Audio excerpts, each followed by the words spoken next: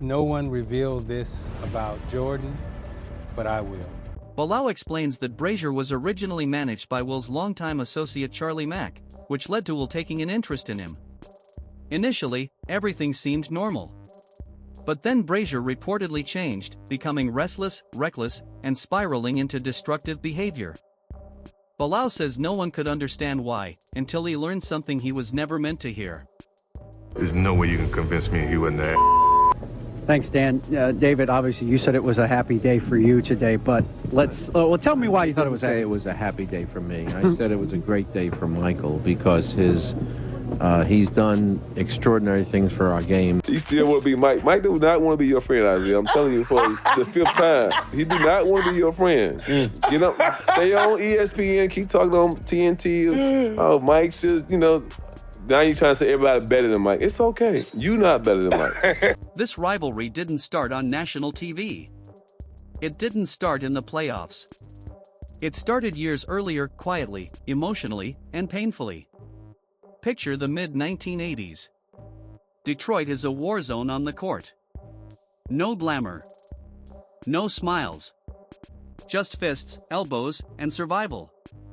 And at the center of it all stood Isaiah Thomas. He wasn't just a star, he ran Detroit. Every possession flowed through him. Every win was earned through blood and toughness. Isaiah didn't build his reputation on flash. He built it on respect. He was the floor general. The grinder. The guy who made opposing teams feel uncomfortable just stepping into the building. When the Pistons played, nobody expected beauty. They expected a fight. And for a moment, that was enough. Then Michael Jordan arrived. A rookie from North Carolina with impossible talent. Grace in the air. Confidence in his walk. And attention the league had never seen before. Jordan didn't just play well, he popped. Suddenly, the cameras followed him. The commercials followed him. The hype followed him. And Isaiah noticed. You guys had what they called the Jordan rules. We came up with that saying with Jordan because this is what Chuck was saying. If Michael goes to the basket, put his ass on the ground. And I put his ass, because once he up there, you got to hit him. You got to hit him. I mean, every time he went to the basket, we hit him. You guys had something called the Jordan rule. Talk to us about that. Push him left. That's your Jordan rule right there. That's all I'm allowed to give away. Mm-hmm. It's still top secret. Isaiah Thomas earned respect the hard way. Michael Jordan earned relevance. And there's a difference. Detroit's toughness stayed local. It lived in gyms, bars, and blue-collar fans. But Jordan? Jordan went global. He sold shoes. He sold magazines. He sold the idea of basketball. And slowly, painfully, Isaiah realized something terrifying. The league wasn't changing for him. It was changing past him. He wanted to be the next face after Larry Bird. Instead, he was watching a rookie become something bigger than the game itself. This wasn't just about losing games anymore. It was about losing the spotlight. And for someone who fought his whole career to matter, that cuts deep. A great run has come to a close. With 4:38 remaining in this 4th quarter, now Isaiah runs out to center court. It's time enough to think about it. Or the reaction of the public that's kind of changed his perspective of it. You can show me anything you want. The tension finally boiled over at Jordan's first All-Star game in 1985. The biggest stage. All the legends watching. And one rookie stealing attention. That night, Jordan barely touched the ball. Rumors exploded instantly. Was MJ frozen out on purpose? Many believed Isaiah had influenced other stars to keep the ball away from the rookie phenom. Isaiah denied it. He said the idea was ridiculous. Claimed he wasn't powerful enough to control legends like Julius Erving or Moses Malone. But here's the part people forget. Later, Isaiah's own agent admitted the rumors started at halftime. When he told reporters Jordan was being iced out. Jordan heard that. And from that moment forward, this wasn't friendly competition anymore. Michael Jordan took it personally. everybody kissed his feet, but I refused to. That's why he hated me. Michael Jordan didn't beat Larry Bird. You showed Michael Jordan going between his legs one time in the highlights, against Larry Bird. And that was the game he got 63. That's when he dropped 63 on Bird, yes. Under Commissioner David Stern, the NBA transformed. It wasn't just a sport anymore. It was a brand. And Michael Jordan became the face of that brand. Sneakers. Commercials. Highlights. Global marketing. Everything ran through MJ.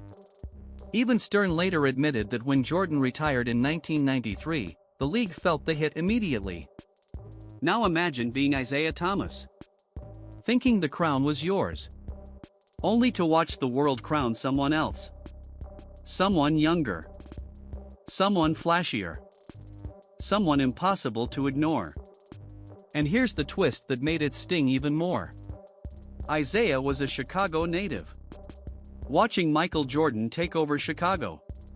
It wasn't just Detroit losing shine. It was Isaiah watching his own city embrace someone else as king.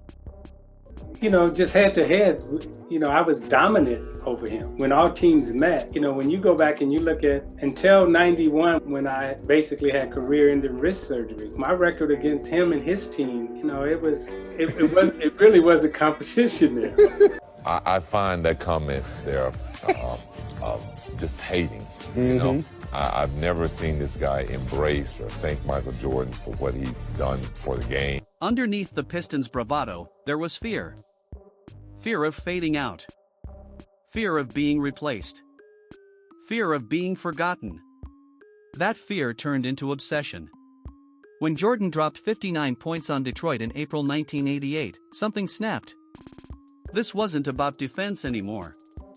It became, we have to stop him at any cost. That's when the Jordan rules were created. Double teams. Hard fouls. Force him left. Hit him every time he drove. Big bodies like Bill Laimbeer and Dennis Rodman were waiting. Not to contest shots, but to punish him. Jordan wasn't treated like a player. He was treated like a threat to Detroit's entire future. Well, I can't speak for Michael, but no, I did not want to. They called me to ask me to play. Rod Thornton called me and said, Rod, I won't play with Isaiah Thomas on the team. But while the Pistons focused on breaking Jordan, Jordan focused on becoming unbreakable. He added muscle, strengthened his frame, improved his patience. He took the punishment and learned from it. By the early 1990s, Jordan wasn't just surviving the Jordan rules. He was beating them. And by 1991, the Bulls were ready. They swept Detroit. 115-94. 7.9 seconds left. The dynasty was over. And Isaiah walked off. No handshakes. No respect. No closure. That image became permanent. Isaiah never let it go. Jordan moved on. Won championships.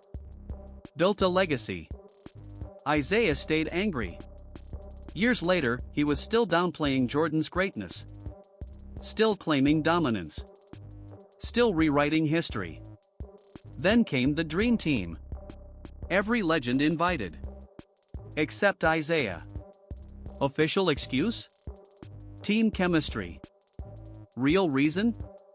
Nobody wanted him there. Magic. Jordan. Pippen. Burn enough bridges, and eventually there's nowhere left to stand. Then the leaked audio surfaced.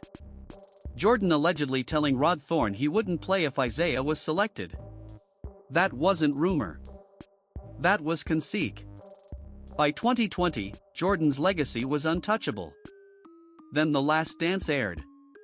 For Jordan, it was celebration. For Isaiah, it was humiliation. Every moment he tried to reframe. Every excuse. Every grievance. Played out on screen. Jordan smiled. Isaiah complained. 6 championships.